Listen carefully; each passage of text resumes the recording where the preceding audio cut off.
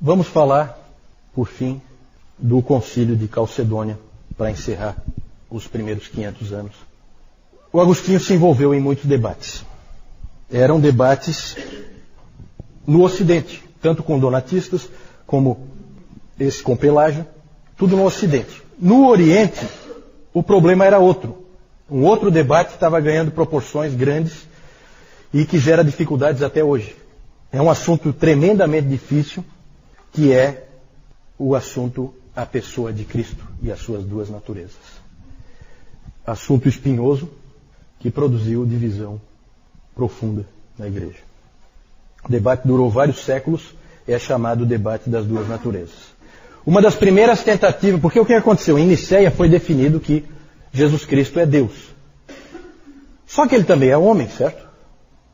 Aí ficou assim, tá, mas se ele é perfeitamente Deus e perfeitamente homem, como é que essas duas coisas se juntam? Essas duas naturezas. Uma das primeiras tentativas de responder foi do Apolinário. O Apolinário, ele era da cidade de Laodiceia. Ele disse que se você tem duas entidades perfeitas, perfeito Deus e perfeito homem, então elas não podem se combinar. Então ele propôs o seguinte, ele imaginou que o corpo do homem, Jesus, tinha que ser habitado por uma alma divina. Então a alma de Jesus não era humana, era divina. A ilustração que se usa é do envelope da carta. Né? Então o homem é o envelope e Deus é a carta. Então você põe a carta dentro do envelope. O problema é que logo as pessoas perceberam, no início parecia até interessante, mas logo as pessoas perceberam que tinha problema isso aí, né? Isso aí não é muito satisfatória essa resposta. Por quê? Porque no modelo do Apolinário não há um verdadeiro ser humano ali. Aquilo ali não é um ser humano, com uma alma divina. Não é como nós. Ficou mais a ideia de que era um tipo de possessão. Era um corpo possuído. Né? Então aquilo foi rejeitado, aquilo foi visto como errado. Os capadócios, nós falamos, os 3 capadócios ali, atacaram fortemente o ensino do Apolinário. E o Gregório de Nazianzo disse, o que ele não assumiu, ele não curou. Nós já vimos antes. Então ele tem que ter uma natureza humana perfeita. O apolinarianismo foi condenado em 381 no Concílio de Constantinopla. E nesse debate, gente, não havia, falando do apolinarianismo, nesse debate não havia só teologia envolvida. Havia rivalidade entre pessoas e havia rivalidade entre cidades envolvidas. Certo? Vejam como as coisas se misturam, como a igreja é frágil porque é composta por seres humanos. Alexandria no Egito e Antioquia na Síria sempre rivalizaram uma com a outra. Ainda há pouco nós falamos das duas escolas de interpretação da Bíblia. Alexandria, escola alegórica. Antioquia, escola literal, de interpretação da palavra. No caso da pessoa de Cristo, a ênfase de Alexandria era na divindade de Cristo. E a ênfase de Antioquia era na humanidade de Cristo. E, como tem aquela famosa frase, onde está a tua ênfase, ali estará a tua teologia. Então acabava desequilibrando, né? E aí, a cidade de Antioquia acabou influenciando muito Constantinopla, que se tornou importante depois também. E aqui tem uma coisa interessante, o Concílio de Nicéia, lá em 325, que nós falamos no início hoje, o Concílio de Nicéia estabeleceu uma hierarquia das igrejas. Né? Porque nesses concílios se discutia vários assuntos. A gente acaba levantando assim o mais importante.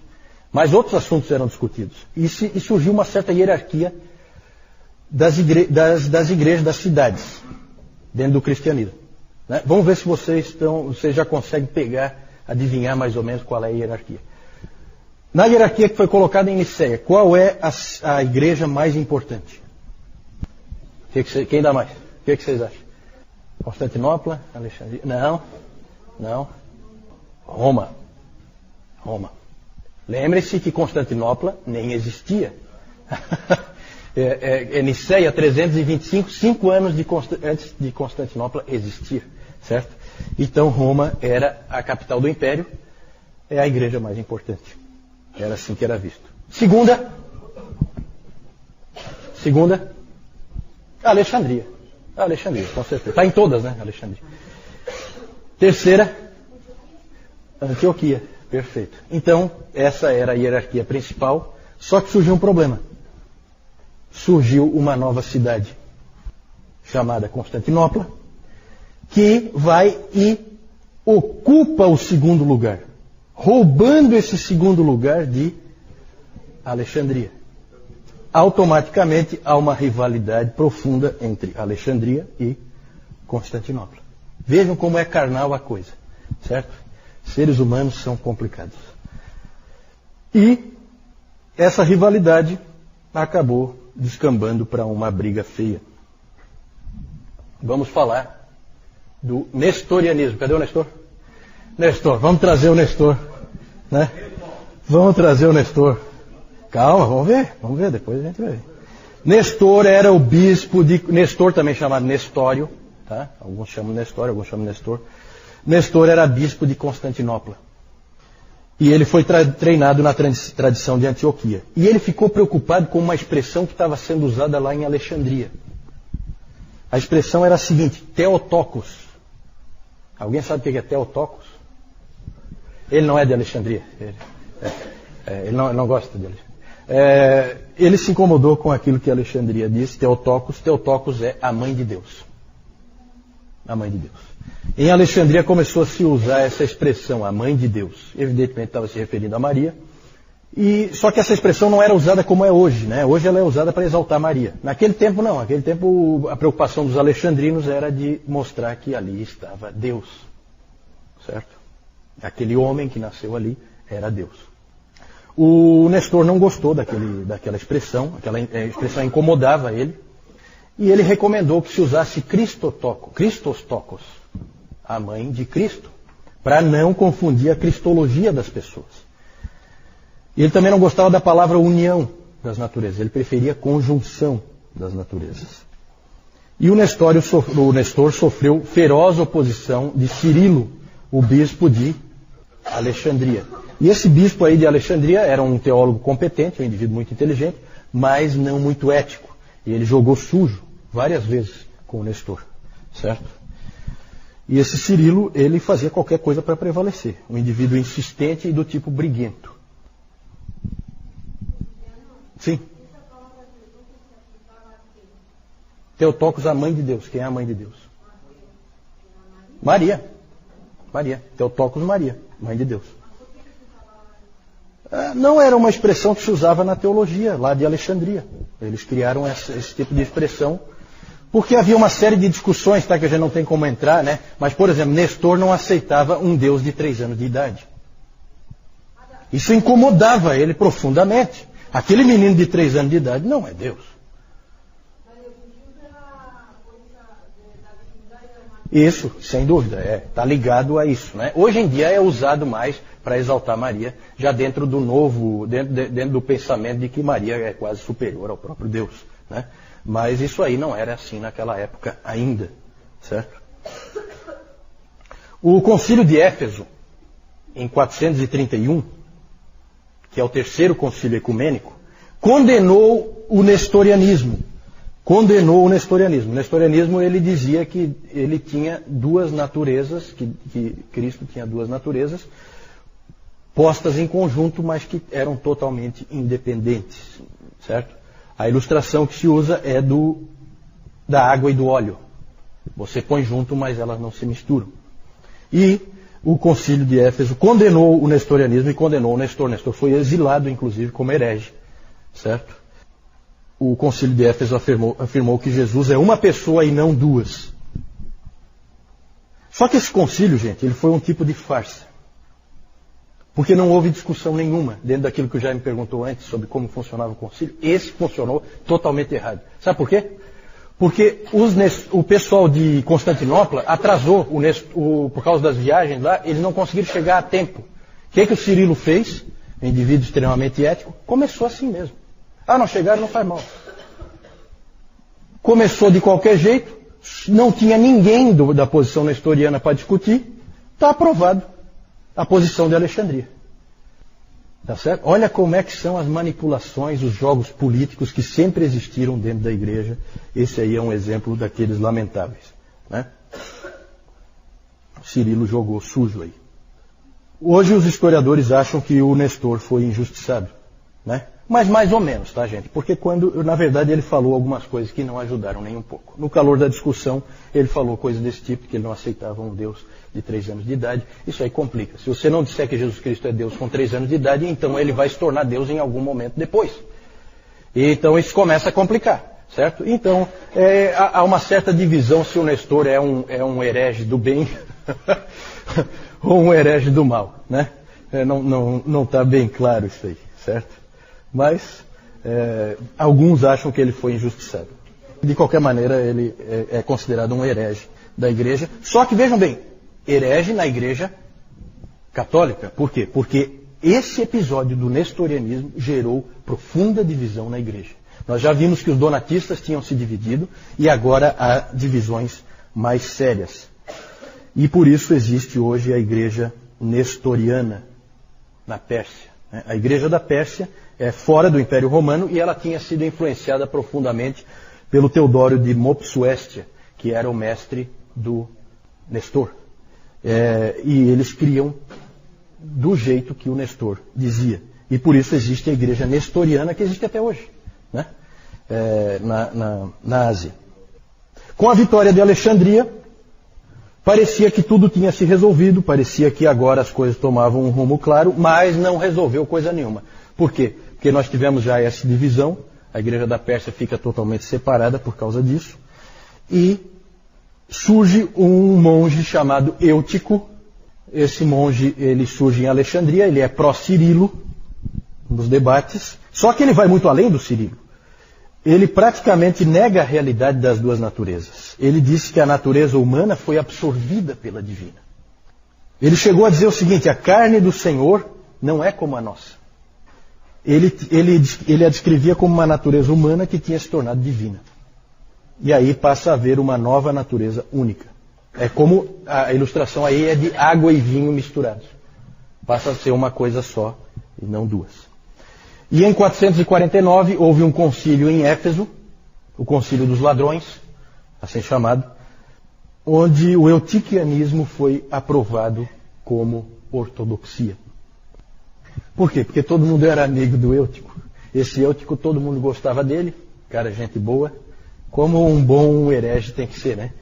E para ter aquela penetração realmente no meio do povo.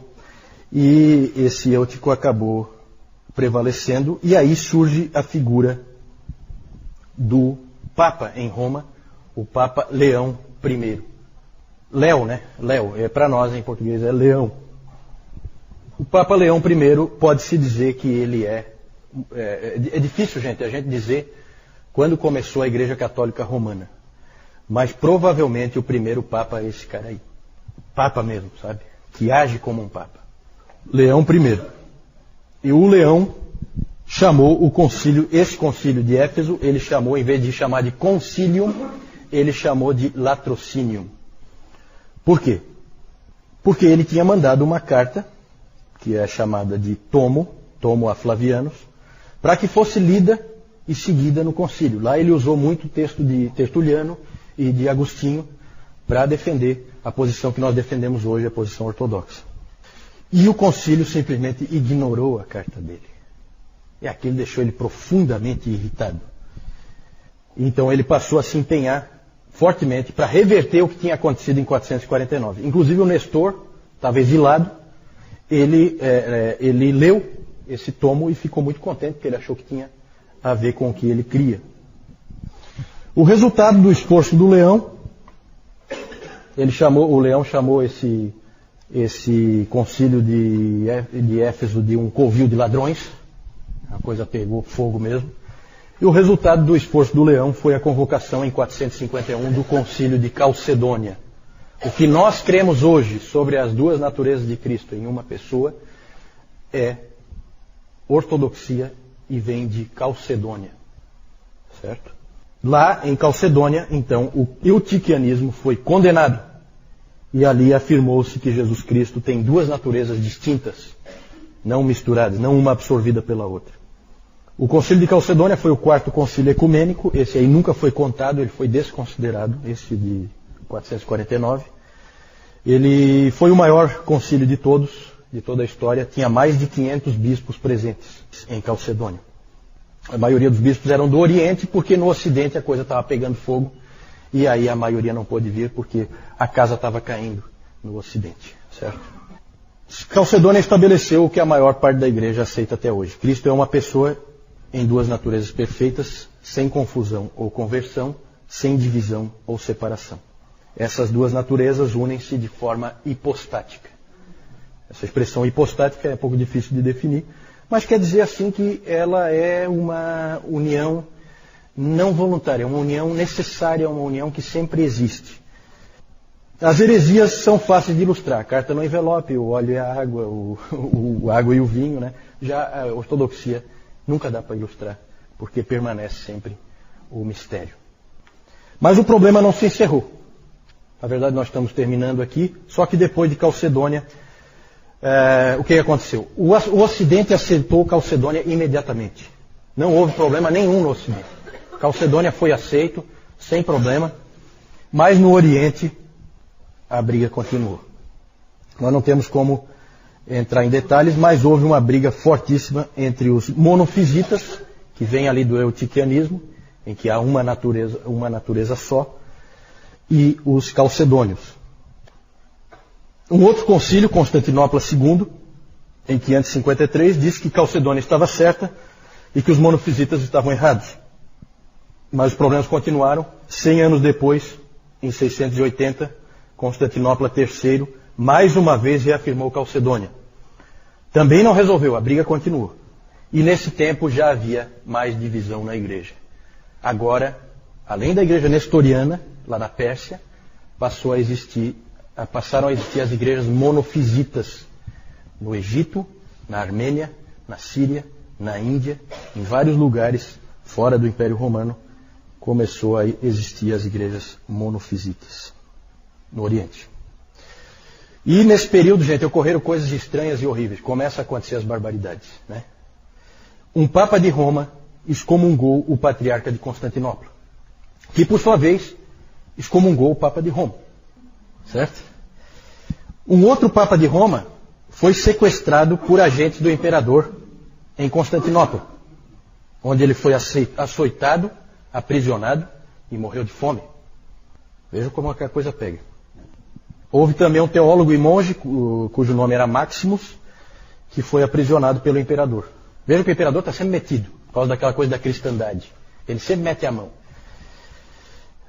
A língua desse Maximus foi cortada, porque ele disse alguma coisa que o imperador não gostou, e a mão dele foi decepada porque ele assinou um documento que o imperador também não gostou.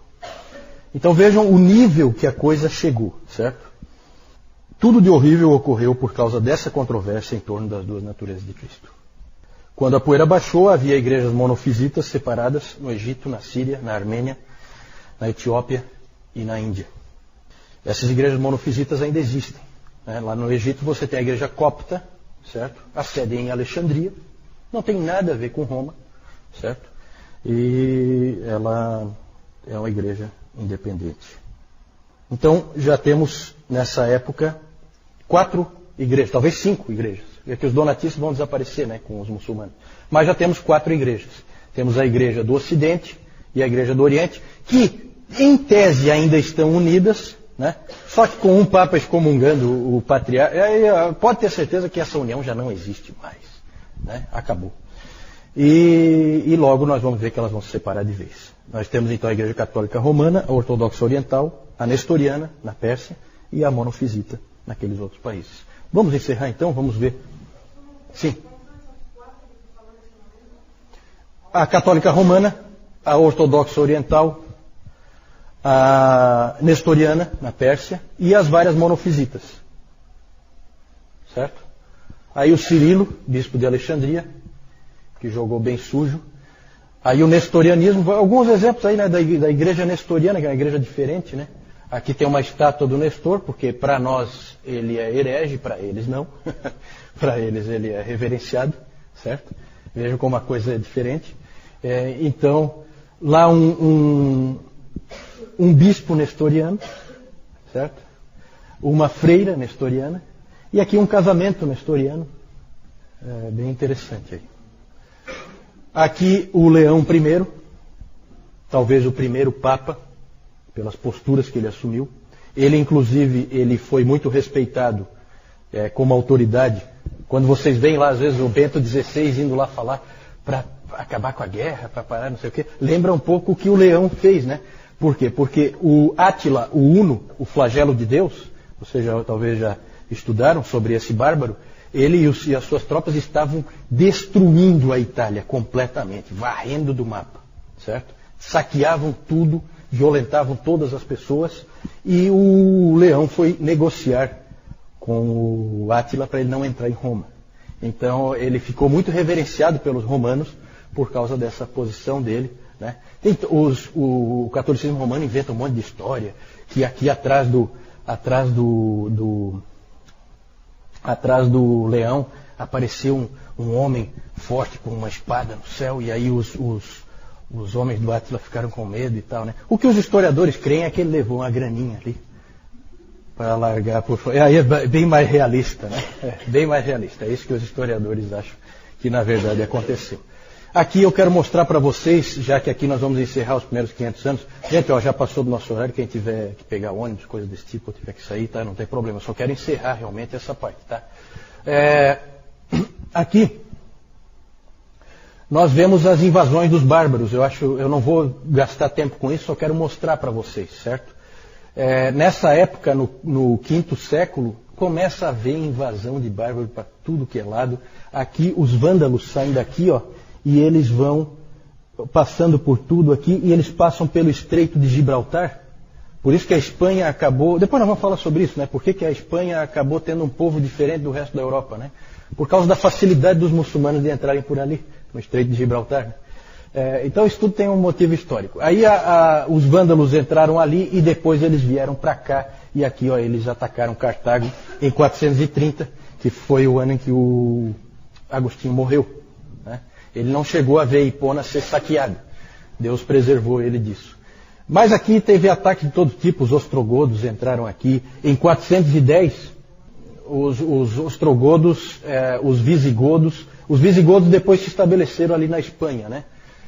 Os burgúndios se estabeleceram na França, os francos na França, os bretões na França. Isso aí depois a gente pode dar uma olhadinha com mais calma. Em 410, Alarico invadiu Roma e detonou com Roma. Alarico era visigodo. Isso aí então são tudo povos germânicos, tá, gente? Esses povos todos, eles entraram e invadiram realmente Roma e saquearam tudo.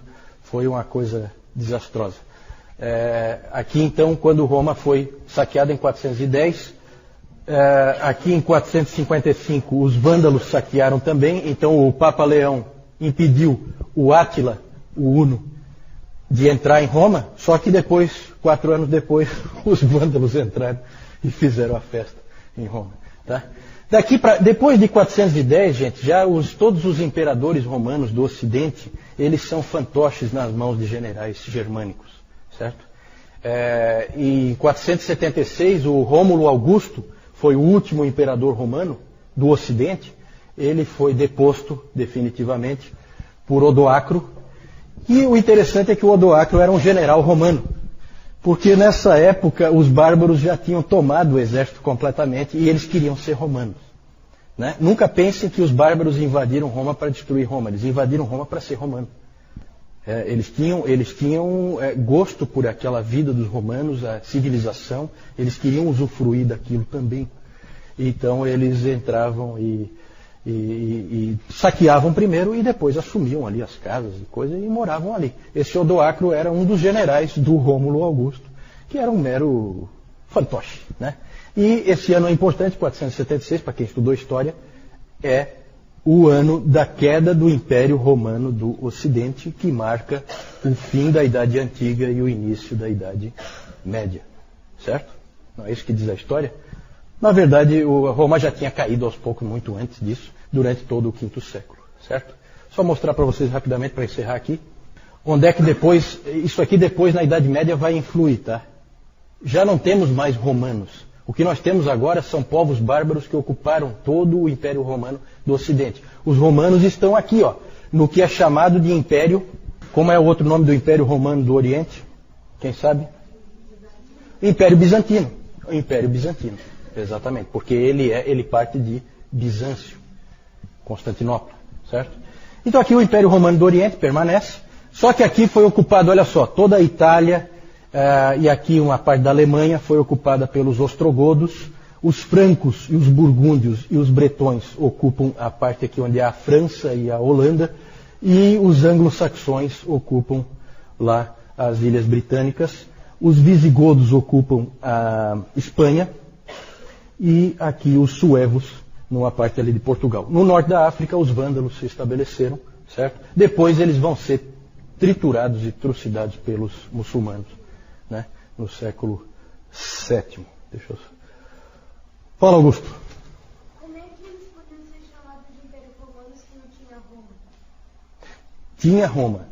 Assim, ó, a pergunta é assim, como podiam ser chamados de Império Romano se não tinha Roma? Tinha Roma.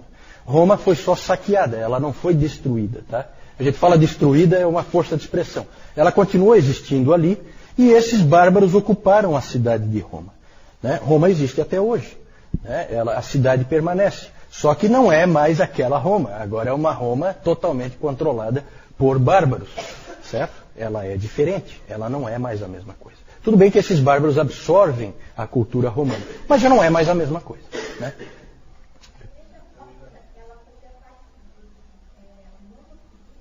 Isso, a pergunta da Jussara é sobre a igreja copta. A igreja copta é uma igreja monofisita. Eles fazem o sinal da cruz com um dedo só, né? Essas igrejas monofisitas, elas fazem o sinal da cruz com um dedo só, para deixar bem claro que é uma natureza. Tem esses detalhes assim. A coisa é feia, sabe, gente?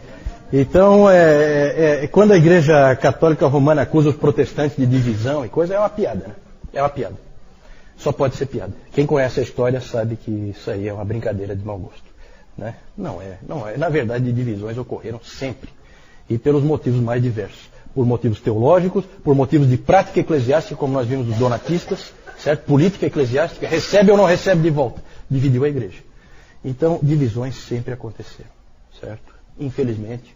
E como, para encerrar, lembrando como o que o Lloyd Jones disse naquela primeira frase que nós vimos, não há nada que denigra mais a glória de Deus do que a história da sua igreja. Infelizmente. E realmente é o que a gente vê, né? Mas, é como o Newton diz, é a história do nosso povo. Hoje de manhã eu estava comentando com o Francisco e com o Lennon, eu acho, né? Que é como um judeu, um Pedro ou um Paulo que pegava o livro de Juízes e também não tem muito do que se orgulhar do que vê ali, certo? Mas é o povo de Deus e a história é registrada como ela foi, certo? Vamos aprender com os erros e aprender com os acertos.